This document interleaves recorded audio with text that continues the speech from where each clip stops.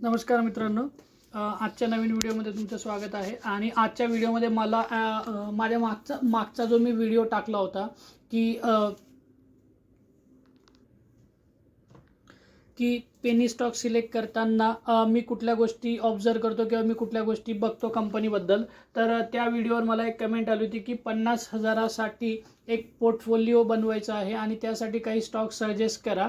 तर मी त्यासाठी आज तुम्हाला काही स्टॉक सजेस्ट करणार आहे. हे कसं आहे की माझं ऑब्झर्वेशन आहे आणि हे माझं सजेशन आहे. तुम्ही कुठलाही पैसा इन्व्हेस्ट करताना किंवा कुठेही पैसा इन्व्हेस्ट करताना तुमचं जे फायनान्शियल प्लॅनिंग आहे आणि तुमचं जे स्वतःचं रिसर्च आहे त्या स्टॉकबद्दल किंवा त्याच्या फंडामेंटल्सबद्दल, हे तुम्ही आधी स्वतः करून घ्या. हे फक्त सजेशन आहे. तर तुम्ही कुठेही तुमचा घामाचा पैसा आहे, तुमचा हार्ड मनी आहे, तर तो पैसा इन्व्हेस्ट करताना तुम्हीही 4 लोकांकडून सजेशन घ्या किंवा तुमचे स्वतःचे एक ॲनालिसिस करा आणि मगच त्या स्टॉकमध्ये तुम्ही इन्व्हेस्ट करायला सुरुवात करा. तर पहिला स्टॉक जो आहे तो आहे टाटा मोटर्स. आता टाटा मोटर्सबद्दल सर्वांनाच माहिती आहे आणि हा स्टॉक जो आहे हा खूप चांगल्या प्रकारे ग्रो करतोय. तर टाटा मोटर्सचे फंडामेंटल्स सांगण्याची गरज नाही आहे. भारतातली सर्वात मोठ्या कंपन्यांपैकी एक आहे, जी ऑटोमोटिव्ह मॅन्युफॅक्चरर आहे. आणि टाटा कंपनीच्या आता ऑलमोस्ट जवळजवळ जर तुम्ही एक मिडल क्लास फॅमिली जर म्हटली की ज्याचा कार घेण्याचा बजेट एक 10 लाख किंवा 10 लाखाच्या आत आहे, तर जवळपास 10 पैकी 5 ते 6 लोकांकडे आता टाटाच्या गाड्या तुम्हाला रोडवर दिसायला सुरुवात झाली आहे. तर हे त्यामुळे कसं आहे की आता कंपनीची ग्रोथ ही चांगली आहे आणि फ्युचर ग्रोथही कंपनीची चांगली आहे किंवा फ्युचर प्रोजेक्शन जे आहे कंपनीचं ते सुद्धा खूप चांगलं आहे. तर तुम्हाला जर इन्व्हेस्ट करायचं असेल तर या स्टॉकमध्ये हा स्टॉक तुम्ही तुमच्या वॉच लिस्टवर ठेवू शकताय. बट या आता सध्याच्या परिस्थितीमध्ये या स्टॉक्समध्ये इन्व्हेस्ट करायचं की नाही हे मी तुम्हाला व्हिडिओच्या एंडमध्ये सांगेल. कारण त्याचे स्टॉकमध्ये इन्व्हेस्ट करताना काही ज्या बेसिक गोष्टी आहेत त्या मी तुम्हाला कुठल्याही, म्हणजे टाटा मोटर्सच नाही, मी जे स्टॉक सजेस्ट करतोय त्या स्टॉक्समध्ये किंवा कुठल्याही स्टॉकमध्ये इन्व्हेस्ट करताना काही ज्या बेसिक गोष्टी आहेत 2-3 त्या मी तुम्हाला व्हिडिओच्या एंडमध्ये सांगणार आहे.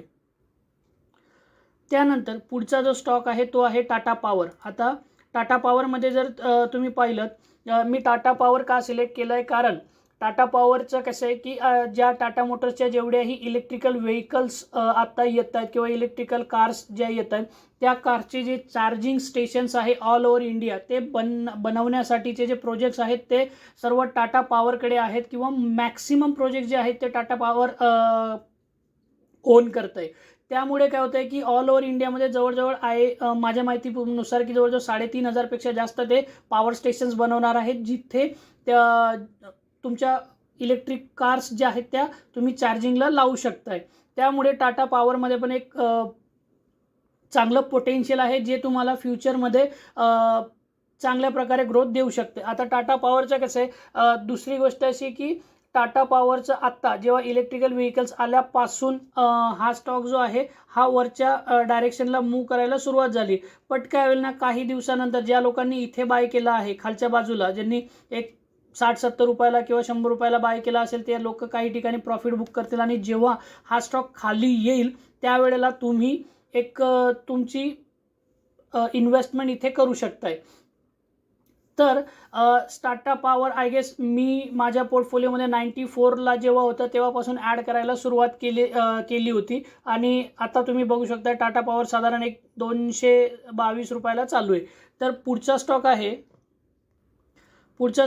ITC. आता ITC स्टॉकबद्दल जर सांगायचं झालं तर काही लोकांना माहीत नसेल, बट ITCचे खूप सारे प्रोडक्ट्स आहेत किंवा खूप साऱ्या त्यांच्या कंपन्या किंवा खूप साऱ्या वेगवेगळ्या प्रकारचे प्रोडक्टमध्ये त्यांची इन्व्हेस्टमेंट आहे. बट त्यांचा सर्वात मोठा रेव्हेन्यू जो आहे हा सिगरेट आणि जे टोबॅको बाय प्रोडक्ट्स आहेत त्यांच्या थ्रू येतोय. जवळजवळ माझ्या माहितीनुसार जवळजवळ 70-80% त्यांचा रेव्हेन्यू जो आहे तो जवळजवळ टोबॅको आणि त्याच्याशी रिलेटेड जे प्रोडक्ट्स आहेत त्याबद्दल तिकडनं येतोय.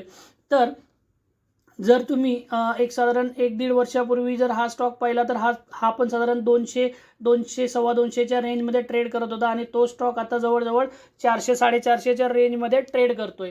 तर ह्या स्टॉकमध्येही पुढे जाऊन पोटेन्शियल आहे, कारण यांनी काय केलं आहे की आता त्यांच्या ज्या सबसिडिरीज आहेत त्या डिवाईड करून घेतल्यात, म्हणजे सेपरेट करून घेतल्यात, जेणेकरून काय होईल की आधी कसं होतं की सगळ्यांचं मिळून एक रेव्हेन्यू जनरेट व्हायचं आणि सगळ्यांचं मिळून एक प्रॉफिट शो व्हायचं.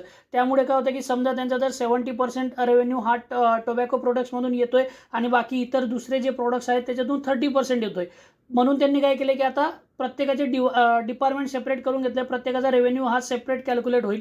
त्यामुळे या स्टॉकमध्ये गेल्या 1 वर्षभरापासून एवढा जंप तुम्हाला बघायला मिळतोय, कारण ही एक पॉझिटिव्ह गोष्ट आहे. म्हणजे काय की प्रत्येकाला एक सेपरेट डिपार्टमेंट झालं आहे त्यांचं, की बाबा प्रत्येकाचा रेव्हेन्यू असेल किंवा प्रत्येकाचं जे इन्कम असेल ते वेगवेगळ्या प्रकारे कॅल्क्युलेट होईल. तर हा या स्टॉकसाठी अजून एक मोठा प्लस पॉईंट आहे.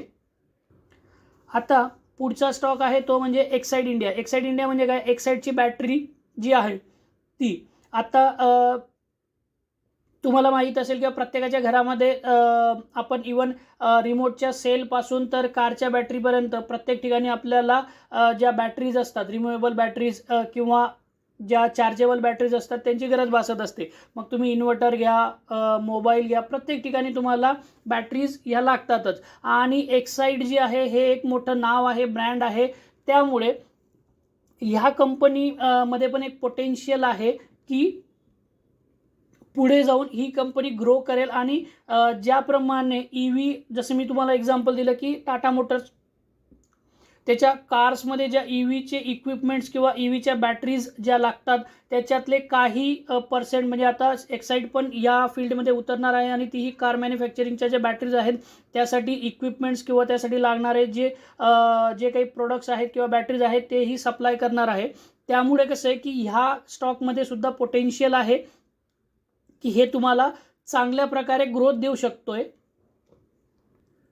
आता पुढचा स्टॉक आहे तो म्हणजे JK टायर्स. आता मी इथे एक्साईड बॅटरी आणि JK टायर्स हे 2 स्टॉक जे आहेत हे थोडे कमी प्राईसचे किंवा छोट्या किमतीचे स्टॉक्स का घेतलेत, तर यांचे जे दुसरे कॉम्पिटिटर्स आहेत ते पण मी तुम्हाला उदाहरण देऊन सांगतो की जसं एक्साईड बॅटरीचा जो कॉम्पिटिटर आहे अमराजा बॅटरीज. आता अमराजा बॅटरीज जर तुम्ही पाहिलं तर ज्यांच्याकडे 2 व्हीलर असेल किंवा 4 व्हीलर असेल, ॲमेरॉन म्हणून जी बॅटरी येते मोस्टली बहुतेक लोक ॲमेरॉनची बॅटरी प्रेफर करतात, कारण तिची ड्युरेबिलिटी चांगली आहे, तिची लाईफ चांगली आहे.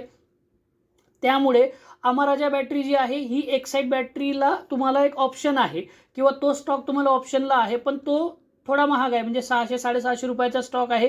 काहींचा तेवढा बजेट जर नसेल तर तुम्ही म्हणून मी तुम्हाला एक्साईडचा ऑप्शन दिला आहे, जो की तुम्हाला एक 200 रुपयापर्यंत मिळतोय आणि सेम फील्ड आहे, सेम स्टॉक आहे, दोघांचं पोटेन्शियलही सेम आहे. एक्साईड बॅटरी आणि अमराजा बॅटरी दोघांमध्ये जास्त काही फरक नाही आहेत, फक्त दोघांच्या स्टॉक प्राईजमध्ये फरक असल्यामुळे तो जर तुम्हाला अमराजा बॅटरीकडे जायचं असेल तर तुम्ही तोही स्टॉक सिलेक्ट करू शकताय.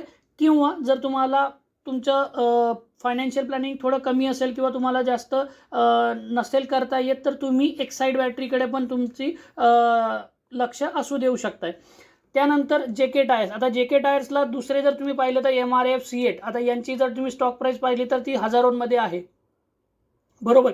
तर जर तुमची कॅपॅसिटी असेल MRF आणि मला वाटतं इंडियातला सर्वात महागडा स्टॉक MRF आहे, जो की 85-87 हजाराला एक स्टॉक आहे आणि C8 पण बहुतेक 7 ते 10 हजाराच्या रेंजमध्ये असेल. तर जर तुमची तेवढी कॅपॅसिटी असेल की तुम्ही तेवढे महागडे स्टॉक घेऊ शकताय तर तुम्ही तिथे इन्व्हेस्ट करू शकताय. नाहीतर JK टायर्स हा पण एक चांगला ऑप्शन आहे, कारण इंडियामध्ये आत्ता जेवढेही तुम्हाला ऑटोमोटिव्ह फील्डमध्ये कारचे टायर्स किंवा 2 व्हीलरचे टायर्स, मोठमोठ्या जेही ट्रक्स वगैरे, बसेस वगैरे आहेत यांचे टायर्स. आता JK टायरची स्पेशालिटी कशी आहे की ते जास्त करून रेसिंग टायर्स किंवा जे हेवी व्हेकल्स असतात त्यांच्या टायर्समध्ये यांची स्पेशालिटी आहे आणि मोस्टली तुम्हाला JK टायर्सचे जे आहे ते हेवी व्हेकल्समध्ये तुम्हाला यांचे टायर्स बघायला मिळतात.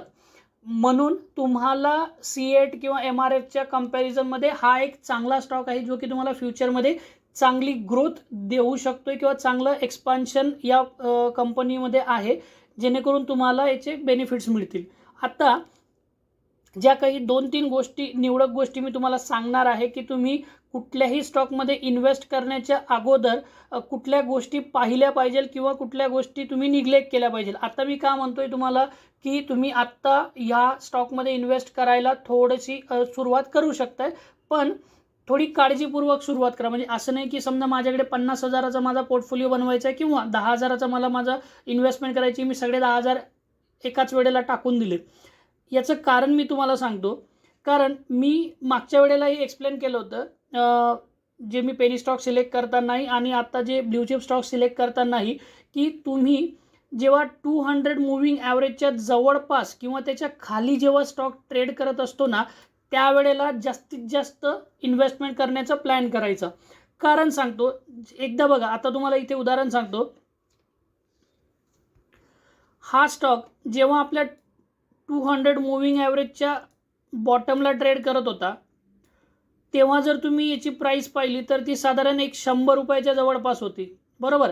आणि तिथून मार्केटनं बघा, या स्टॉकनं बघा, जवळपास 180-190 पर्यंत सलग वर गेला आहे.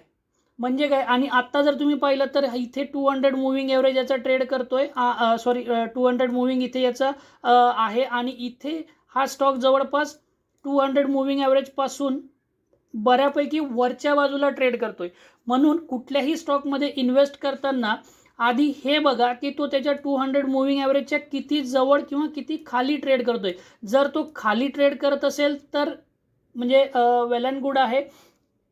कारण ज्या वेळेला तो, मी मागच्या वेळेला एक्सप्लेन केल्याप्रमाणे, ज्या वेळेला तो त्याचा 200 मूव्हिंग ॲव्हरेज ब्रेक करेल त्यावेळेला त्याच्यामध्ये खूप फास्ट मुवमेंट असते वरच्या बाजूला. दुसरी गोष्ट की जर समजा आता तो वरच्या बाजूला ट्रेड करतोय, तर ज्या लोकांनी इथे घेऊन ठेवला असेल ते कधी ना कधी प्रॉफिट बुक करतीलच ना. किंवा दुसरी गोष्ट अशी असते की मार्केट सिनॅरिओ आत्ताच्या कंडिशनला जर तुम्ही पाहिलं तर मार्केट त्याच्या टॉपला चालू आहे. म्हणजे निफ्टी, बँक निफ्टी त्यांचे लाईफ टाईम हाय जे आहेत त्याला ट्रेड करत आहेत, 44,000 किंवा 18,000 ह्या लेवल्सला ट्रेड करत आहेत. तर ज्या वेळेला मार्केटमध्ये किंवा निफ्टी, बँक निफ्टीमध्ये पण फॉल येईल आणि त्यावेळेला हे जे स्टॉक्स असतील हे पण यांच्या काही पर्सेंटमध्ये करेक्ट करतील. म्हणजे समजा आता हा जर 200 रुपये 189 रुपयाला चालू आहे आणि हा स्टॉक समजा थोडा खाली आला 140 पर्यंत, बरोबर, या सपोर्ट लेवलला, तर तुम्ही 140ला याला बाय करायला सुरुवात करा. म्हणजे जेणेकरून हा वर जाईल, वर जातानाचं जे प्रॉफिट आहे ते तुम्हाला घेता येईल.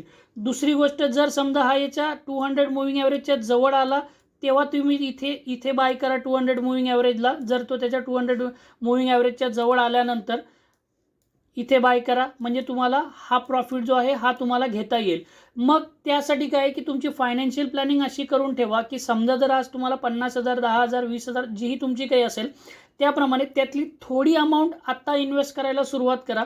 आणि जसा जसा तो स्टॉक खाली येत जाईल किंवा जसा त्याच्या 200 मूव्हिंग ॲव्हरेजच्या जवळ तो येत जाईल तसं तुम्ही त्यामध्ये हळूहळू क्वांटिटी वाढवायला घेऊ शकताय.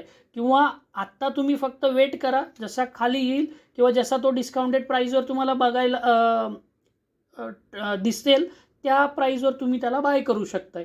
तर हे 5 स्टॉक मी तुम्हाला सजेस्ट केलेत. एक तर टाटा मोटर्स आहे, दुसरा टाटा पॉवर आहे, तिसरा ITC आहे, चौथा एक्साईड बॅटरी आहे आणि पाचवा जो आहे JK टायर्स आहे.